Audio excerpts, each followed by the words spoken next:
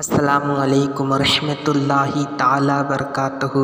सामीन इकराम, आज का वीडियो बहुत अहम वाला है। जैसा कि आज का मौजू होने वाली है नजिस चीज़ों को पाक करने का तरीका।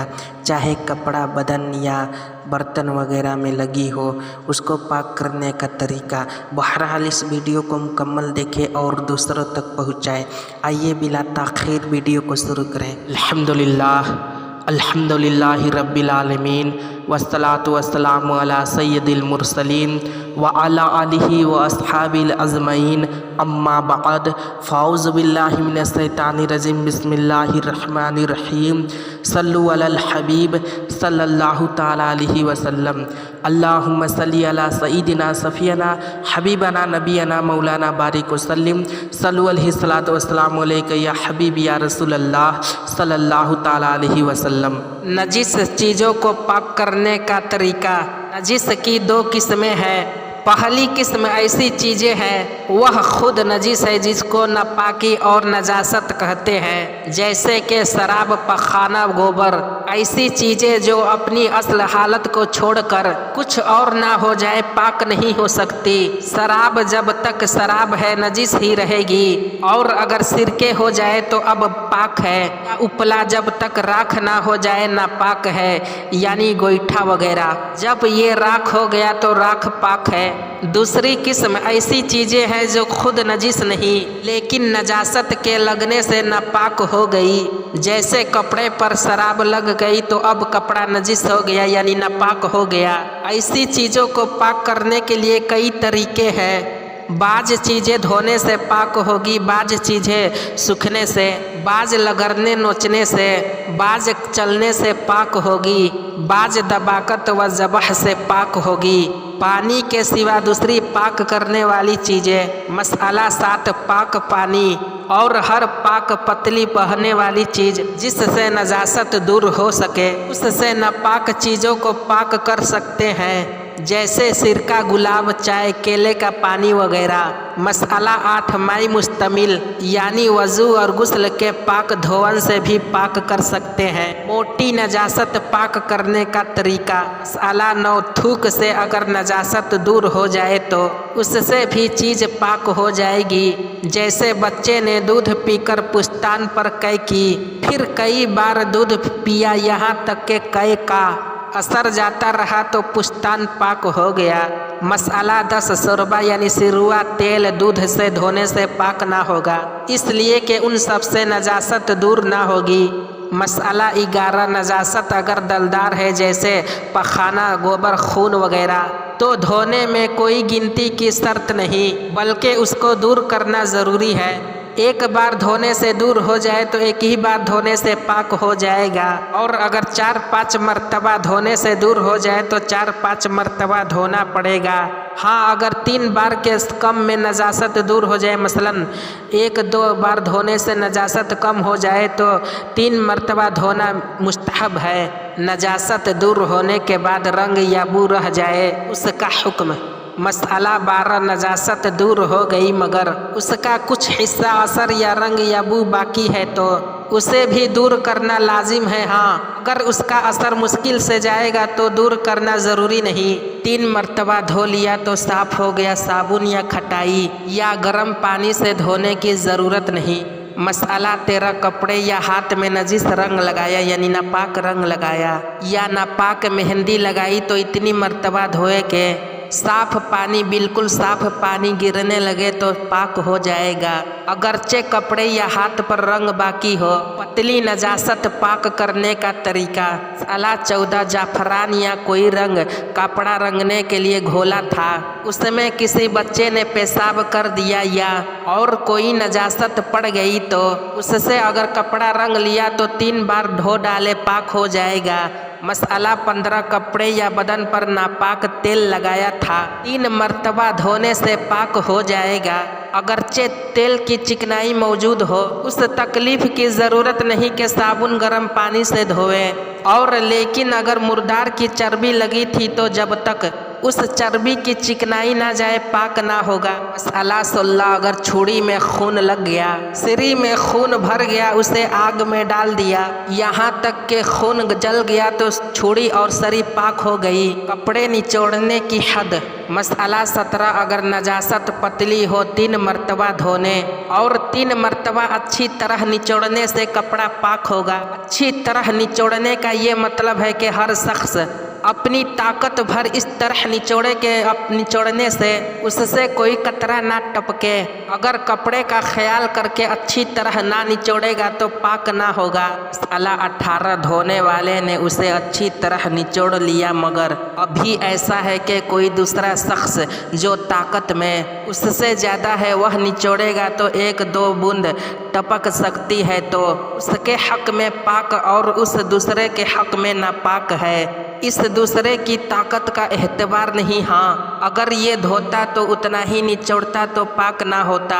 मसअला 19, पहली और दूसरी मर्तबा निचोड़ने के बाद हाथ पाक कर लेना बेहतर है और तीसरी बार निचोड़ने से कपड़ा भी पाक हो गया और हाथ भी, और जो कपड़े में इतनी तरी रह गई कि निचोड़ने से 1-8 बूंद टपके तो कपड़ा और हाथ दोनों नापाक है। मसअला 20, पहली या दूसरी बार हाथ पाक नहीं किया और उसकी तरी से कपड़े का पाक हिस्सा भीग गया तो ये भी नापाक हो गया। फिर अगर पहली बार निचोड़ने के बाद भींगा है तो उसे 2 मरतबा धोना चाहिए और दूसरी मरतबा निचोड़ने के बाद हाथ के तरी से भींगा है तो 1 मरतबा धोया जाएगा। यूं ही अगर कपड़े से जो 1 मरतबा धोकर निचोड़ लिया गया है कोई पाक कपड़ा भीग जाए तो उसको 2 बार धोया जाएगा और अगर दूसरी बार निचोड़ने के बाद उससे वह पाक कपड़ा भींगा तो 1 बार धोने से पाक हो जाएगा।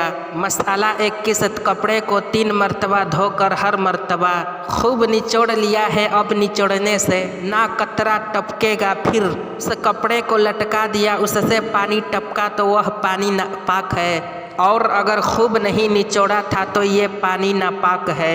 मसअला 22, दूध पीते लड़के और लड़की का एक ही हुक्म है, यानी उनका पेशाब कपड़े या बदन पर लग जाए तो 3 बार धोना और निचोड़ना पड़ेगा तब पाक है। जो चीज़ें निचोड़ने की काबिल नहीं उसको पाक करने का तरीका। मसअला 23, जो चीज़ निचोड़ने के काबिल नहीं जैसे चटाई, जूता, बर्तन वगैरह उसको धोकर निचोड़ दे के पानी टपकना बंद हो जाए। यूं ही 2 बार और धोवे, तीसरी बार पानी टपकना बंद हो गया, वह चीज़ पाक हो गई। इसी तरह जो कपड़ा अपनी नाजुकी के सबब से निचोड़ने की काबिल नहीं से भी यूं ही पाक किया जाए। लोहे, तांबे, चीनी का बर्तन या सामान पाक करने का तरीका। मसअला 24, अगर ऐसी चीज़ हो कि उसमें नजासत जज्ब ना हो जैसे चीनी मिट्टी का बर्तन या मिट्टी का पुरानी चिकना बर्तन या लोहे, तांबे, पीतल वगैरह धातु के चीज़ें तो उसे फ़कत या सिर्फ 3 बार धो लेना काफ़ी है। इसकी इतनी ज़रूरत भी नहीं कि इतनी देर छोड़े के पानी टपकना मनकूफ हो जाए। मसअला 25, नापाक बर्तन को मिट्टी से मांज लेना बेहतर है। मसअला 26, पकाया हुआ चमड़ा नापाक हो गया तो अगर निचोड़ सकते हैं तो निचोड़े, वरना 3 मरतबा धोए और हर मरतबा इतनी देर छोड़ दे के पानी टपकना बंद हो जाए। मसअला 27, लोहे की चीज़ जैसे छुरी, चाकू, तलवार वगैरह जिसमें ना रंग हो ना नक्श व निगार हो वह नजिस हो जाए तो अच्छी तरह पोंछ डालने से पाक हो जाएगी और उस सूरत में नजासत का दलदार या पतली होने में कुछ फर्क नहीं। यूं ही चांदी, सोने, पीतल, गिलट हर किस्म की धात की चीज़ें पोंछने से पाक हो जाती है, बशर्ते के नक्श ना हो, और नक्श हो या लोहे में रंग हो धोना जरूरी है, पोंछने से पाक ना होगी। आईना वगैरह पाक करने का तरीका। मसअला 28, आईना और शीशे की तमाम चीज़ें और चीनी के बर्तन और मिट्टी के रंगीनी बर्तन और पालिश की गई लकड़ी गर्ज तमाम चीज़ें जिनमें मसाम ना हो कपड़े या पत्ते से इस कदर पोंछ लिए जाए कि असर बिल्कुल जाता रहे तो पाक हो जाती है। मसअला 29, नापाक ज़मीन अगर खुश्क हो जाए और नजासत का असर यानी रंग बू जाता रहे तो पाक हो गई उस पर नमाज पढ़ सकते हैं, मगर तयम्मुम करना जायज़ नहीं। मसला 30, जो चीज़ सूखने या रगड़ने वगैरह से पाक हो गई, यानी खखोरने वगैरह से पाक हो गई, उसके बाद भींग गई तो नापाक ना होगी। खाल पाक करने का तरीका, यानी चमड़ा पाक करने का तरीका। मसला 31, सूअर के सिवा हर मुर्दार का खाल सूखने से पाक हो जाती है, चाहे उसको खारी नमक वगैरह या किसी दवा वगैरह से पका लिया गया हो, या धूप या हवा या धूल में सुखा लिया हो के तमाम तरी मिट कर बदबू जाती रही हो तो दोनों सूरतों में पाक हो जाएगी, उस पर नमाज दुरुस्त है। मसला 32, सूअर के सिवा हर जानवर हराम हो या हलाल, जबकि जिबह के काबिल हो और बिस्मिल्लाह कहकर जिबह किया गया तो उसका गोश्त और खाल पाक है कि नमाजी के पास अगर उसकी गोश्त हो या खाल पर नमाज पढ़ी तो नमाज हो जाएगी, मगर हराम जानवर जिबह से हलाल ना हो जाएगा, बल्कि हराम ही रहेगा। पाक होना और बात है, हराम होना और बात है। देखो मिट्टी पाक है, बल्कि पाक करने वाली है, लेकिन हद ज़रूर तक मिट्टी खाना हराम है। मसला 33, रंग शीशा पिघलाने से पाक हो जाता है। शहद पाक करने का तरीका। मसला 34, शहद नापाक हो जाए तो उसको पाक करने का तरीका ये है कि उससे ज़्यादा उसमें पानी डालकर इतना पकाए कि सब पानी जल जाए और जितना था उतना रह जाए। इसी तरह 3 मरतबा पकाए तो शहद पाक हो जाएगा। तेल घी पाक करने का तरीका। इसी तरकीब से नजिस तेल को भी पाक कर लें। तेल पाक करने का एक और तरीका ये भी है कि जितना तेल हो उतना ही उसमें पानी मिलाए, फिर खूब हिलाए, उसके बाद ऊपर से तेल निकाल ले और पानी फेंक दे। इसी तरह 3 बार करे, तेल पाक हो जाएगा।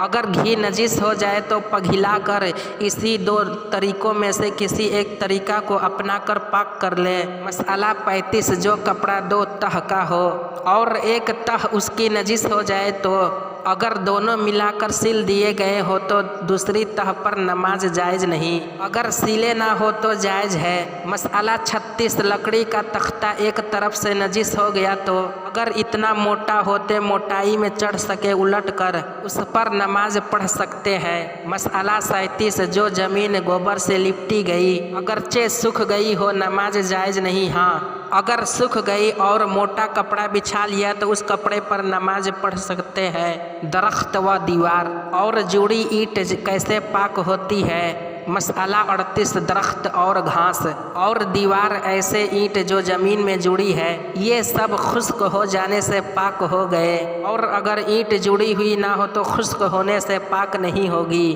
बल्कि धोना ज़रूरी है। यूं ही दरख्त या घास सूखने से पहले काट लिए तो तहारत के लिए धोना ज़रूरी है। कानून शरीयत, बहार शरीयत, आलमगीरी वगैरह। सामिन इकराम, आज का वीडियो में इतना ही। इंशाअल्लाहुल अज़ीज़ कल मिलते हैं अगले मौजू पर। अल्लाह ताला के बरगाह आलिया में दुआ है कि अल्लाह ताला हम सबको इन सब बातों पर अमल की तौफीक दे। आमीन सुम्मा आमीन बिजाहिल नबील आलमीन सल्लल्लाहु अलन नबी उम्मिही व सल्लल्लाहु अलैहि वसल्लम। अस्सलातु वस्सलामु अलैका या रसूल अल्लाह सल्लल्लाहु ताला अलैहि वसल्लम। बिरादरान मिल्लत इस्लाम, जैसा कि आप तमामी हजरात को मालूम है कि हमारे चैनल पर हर रोज़ वीडियो डाली जाती है जो कुरान व हदीस के रोशनी पर होता है।